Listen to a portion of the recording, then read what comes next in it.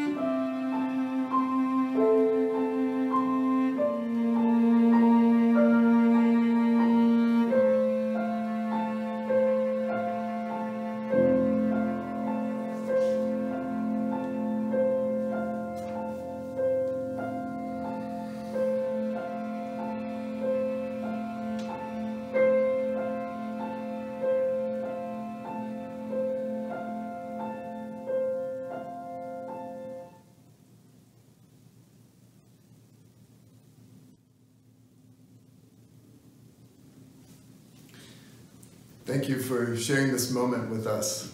Have a good day. Hi, I'm Liz Mann, and I'm one of the flutists from the Orpheus Chamber Orchestra.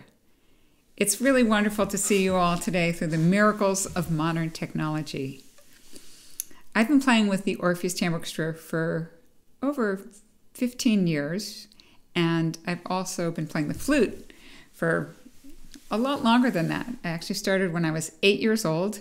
My parents took me to a concert when I was just turning 8, and I heard a flute recital, and I thought it was the most beautiful instrument I'd ever heard.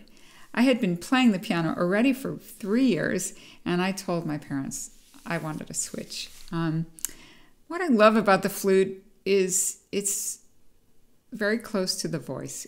To me, it's the closest thing to the voice, and yet you don't have words come out. So there's something I love about just the soul of music without words.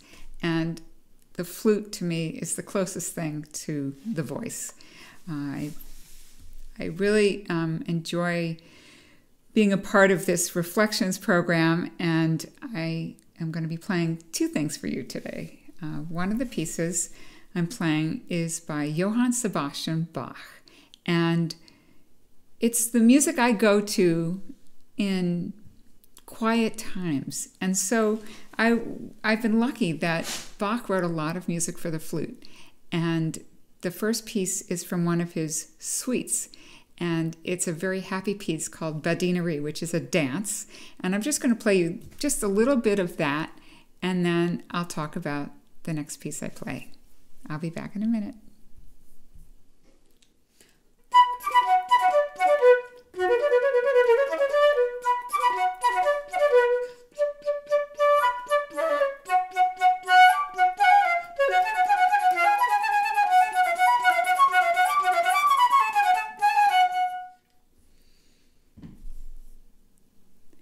The next selection I'm going to play for you is a piece that I've enjoyed for many years. It combines two aspects of the flute that I really like. One is a beautiful melody, so I can just sing into the flute. And the other part is that the flute can play really, really fast, and I get to show off a little in my virtuosity. And so it's the theme and variations. And the theme is on a piece called The Carnival of Venice, and it's really a celebration of time in Italy. And it's a very popular piece that's played by many different instruments. Lots of instruments have learned this melody, and they play their own variations.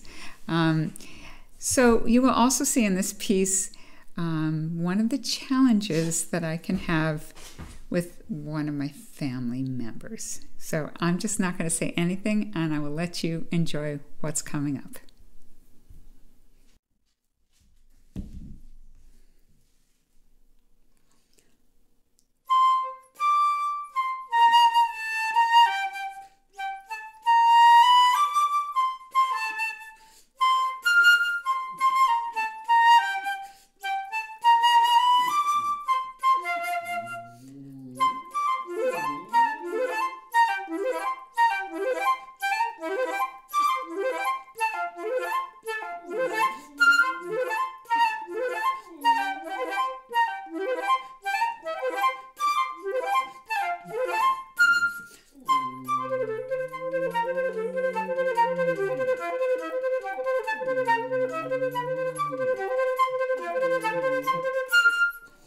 So some of the challenges of this time is that if you have a dog, here, come here. This is part of the problem when I practice the flute, is I have this little beautiful dog, and every time I play, she howls. So one of the things about playing the flute is if you have a dog, you know that you may have a singer too.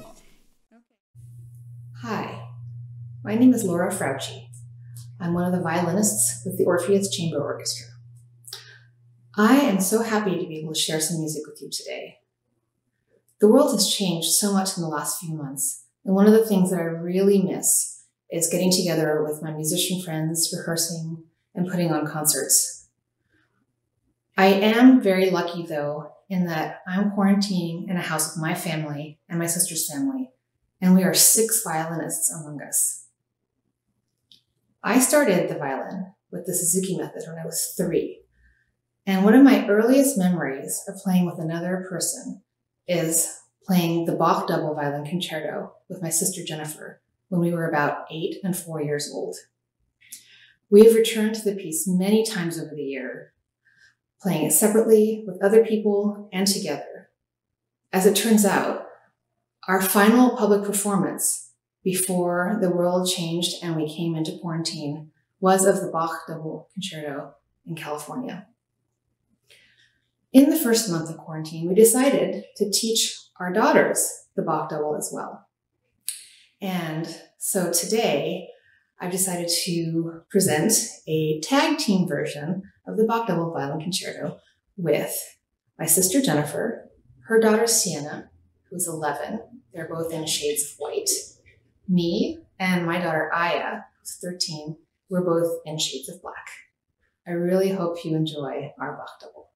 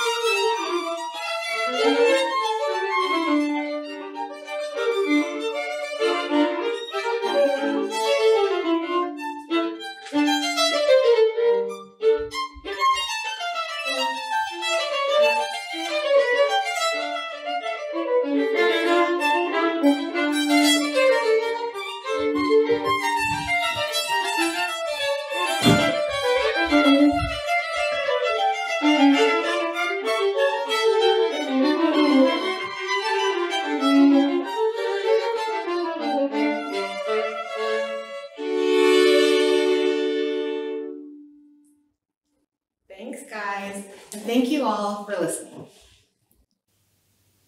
Hi everyone, I'm Louis Hanslick, trumpeter with the Orpheus Chamber Orchestra, and welcome to my home studio here in Storrs, Connecticut, where I live with my wife Amanda and 2 kids, Ethan and Grace. I'm also the trumpet professor at the University of Connecticut and the Juilliard School in New York City. And I've played with the Orpheus Chamber Orchestra for nearly 2 decades at this point. I first began playing trumpet at the age of 9. I was born in Nebraska and grew up in Iowa, where my parents were both public school music teachers. And I remember the day when they came into my room and asked me what instrument I'd like to play. It was summertime and I was sitting in my bed, and they came into the room and said, "Louis, so we were thinking that it's about time for you to choose an instrument. What instrument would you like to play?" So I thought for a minute, and I said, "Drums." And they paused, and they thought for a minute and said, "Louis, what instrument would you like to play?" So I chose trumpet, perhaps the second most loudest instrument one could pick, and they went with it. They supported me as an early player. They found me a teacher as soon as they could, which served as an early influence and role model for me and allowed me to have some great success early on as a young trumpeter. They also took me to concerts as often as they could in Des Moines, Iowa. And I remember seeing lots of famous musicians, specifically trumpeters, Thad Jones and the Count Basie Orchestra, Doc Severinsen, who at the time was on The Tonight Show every night as a trumpet player. I heard Miles Davis, I heard the Empire Brass Quintet, and I heard Wynton Marsalis. They were all huge influences on me, and I was fortunate to hear them all before high school. The piece I'd like to play for you today is Summertime, written by George Gershwin for his opera Porgy and Bess, which I believe was composed in the 1930s. The piece has seen its time on opera stages and will continue to in the future, but it's been adapted just as much by popular musicians and jazz musicians. It's a beautiful melody and chord progression, and to me it's very evocative of the African American spiritual. And there's another piece that it sounds just like, and I have to think influenced Gershwin to a degree when he wrote this very famous piece. Sometimes I feel like a motherless child is the African American spiritual I think about when I hear Gershwin's Summertime. And I love the piece very dearly and always have. I'm going to invite my son, Ethan, to join me in this rendition of Summertime. Ethan himself is an aspiring singer-songwriter and guitarist, and we play together as often as we can. I hope you enjoy this version of Summertime. It was a treat to be with you today. Thanks for listening, and be well. Summertime, and the living is easy. Fish are jumping and the cotton is high. Oh, your daddy's rich and your mom's good looking. So hush, little baby, don't you cry.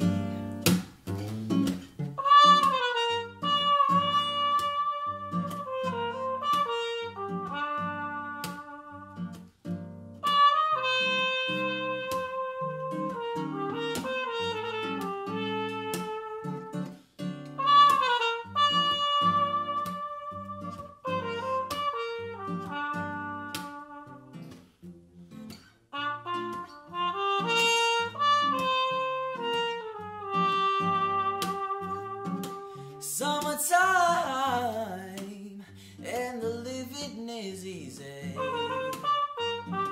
Fish are jumping and the cotton is high. Oh, your daddy's rich and your mom's good looking. So hush, little baby, don't you cry. So hush, little baby, don't you cry. So hush, little baby, don't you cry.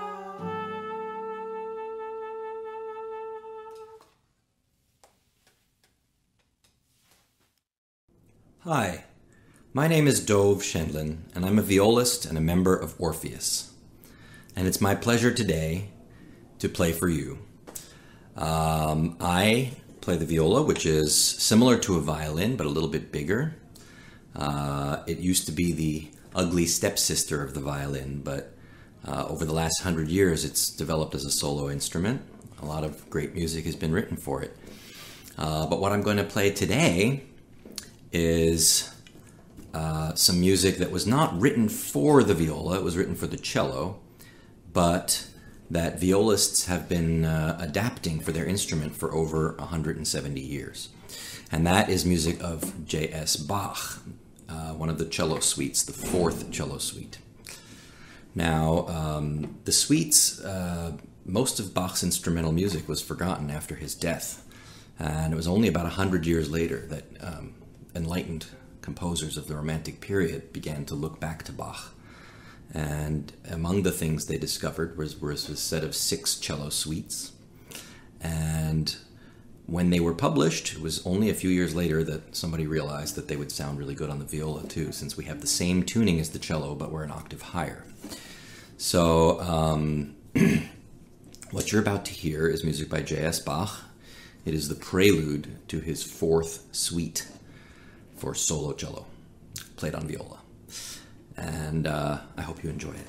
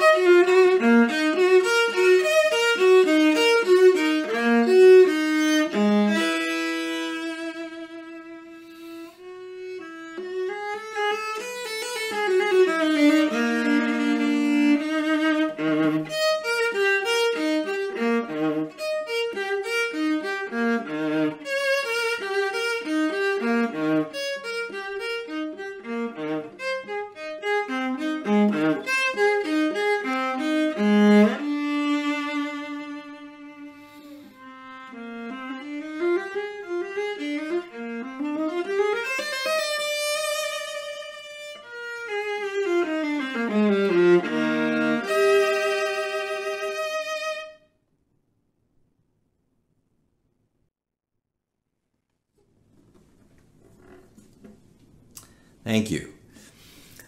This piece is so much fun to play. It's like an organ toccata or something like that. It really shows off the virtuosity of the instrument, and I hope you enjoyed it. It was a real pleasure for me to appear before you today. And I thank you for taking the time to listen, for joining us, for joining Orpheus. And I wish you well. Thank you. Hello, everybody. My name is Eric Bartlett, and I'm a cellist in Orpheus. And I'm coming to you today from my basement at home in New Jersey. It's crazy what we performing musicians are having to do these days since the pandemic began. You've probably seen some of the remote collaborations that have been done, where everyone records their individual part at home, and then they get compiled into a single video for you to enjoy. For many years, I've been making transcriptions for multiple cellos of some of my favorite music. Hidden in the middle of an otherwise very light-hearted Mozart flute quartet is a beautiful and very moving little movement, originally written for a flute and string trio, or violin, viola, and cello. In my transcription, I changed the key, and then I can play all 4 parts on the cello. I decided to do one of these remote collaborations with myself and record all 4 of the cello parts. It is surprisingly difficult to play perfectly together 4 times over, and so I had to record this many, many times to get to this point. And in the end, after you hear it, I think you will agree that it's mostly together, but not perfectly together. You'll notice that in each square of the video, I'm wearing headphones, because I have to be able to hear at least one of the other voices in order to make it sound together. And that only underscores something that all of us already knew. It is so much better when we can get together and play together for real, and we can't wait to get back to that place. So until we are able to come and play for you in person, please enjoy this beautiful, very sweet little movement by Mozart.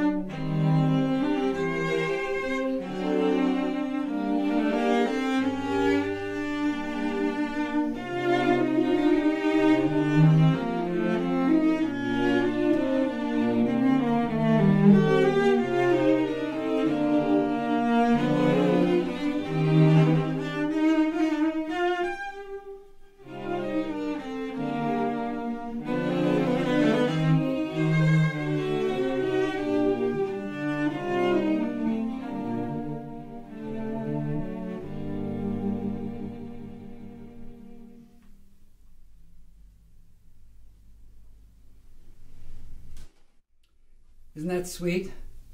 Can you see why I love that movement? In the original, the movement ends with a question mark and then dives directly into a very boisterous last movement. with only the slightest pause. But Mozart also wrote an alternate ending, or at least I'm pretty sure it's written by Mozart. And in any case, I used that ending in this version so that the movement could be played as a standalone movement and come to a proper cadence. Thanks so much for listening, and we hope to get back there and see you all very soon. Bye-bye.